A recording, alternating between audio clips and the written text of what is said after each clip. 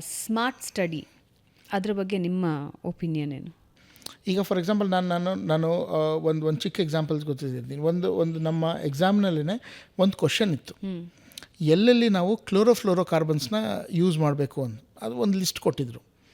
ಅಲ್ಲಿಂದ ನನ್ನ ಸ್ಟೂಡೆಂಟ್ಸ್ ಎಲ್ಲ ಅದನ್ನು ಅನಲೈಸ್ ಮಾಡಿದವರು ಅದನ್ನು ಫುಲ್ ಒಂದು 30-40 ಡಿವೈಸಸ್ಗಳನ್ನ ರೆಡಿ ಮಾಡ್ಕೊಂಡು ಅದನ್ನು ಮಗಪ್ ಮಾಡಿಕೊಂಡು ತಯಾರಿ ಆಗ್ತಾಯಿದ್ರು. ಬಟ್ ಅಲ್ಲಿ ಒಂದು ಟೆಕ್ನಿಕ್ ಏನಿದೆ ಅಂದರೆ, ಎಲ್ಲೆಲ್ಲಿ ಪ್ರೆಷರ್ ಬೇಕಾಗುತ್ತೋ ಅಲ್ಲಲ್ಲಿ ವಿ ಯೂಸ್ CFC ಅನ್ನೋದೊಂದು ಟೆಕ್ನಿಕ್. ಅದನ್ನು we know that because we are expertised in that. ಆ ಟೆಕ್ನಿಕ್ ನಾವು ಹೇಳ್ಕೊಂಡ್ರೆ ಅವ್ರಿಗೆ ಯಾವುದು 30-40 ವಸ್ತುಗಳನ್ನ ಜ್ಞಾಪನ ಇಟ್ಕೊಳ್ಳೋ ಅವಶ್ಯಕತೆನೇ ಇರಲ್ಲ. They just have to know that thing. ಎಲ್ಲೆಲ್ಲಿ ಪ್ರೆಷರೈಸ್ಡ್ ಮೆಟೀರಿಯಲ್ಸ್ ಯೂಸ್ ಮಾಡ್ತಾರೋ ಅಲ್ಲೆಲ್ಲಿ CFC ಯೂಸ್ ಮಾಡೋದು. That is smart work. ನೀವು 3-4 ಗಂಟೆ ಸ್ಪೆಂಡ್ ಮಾಡೋ ಜಾಗದಲ್ಲಿ ಒಂದು 3-4 ನಿಮಿಷ ಸ್ಪೆಂಡ್ ಮಾಡಿದ್ರೆ you can go ahead and study other things.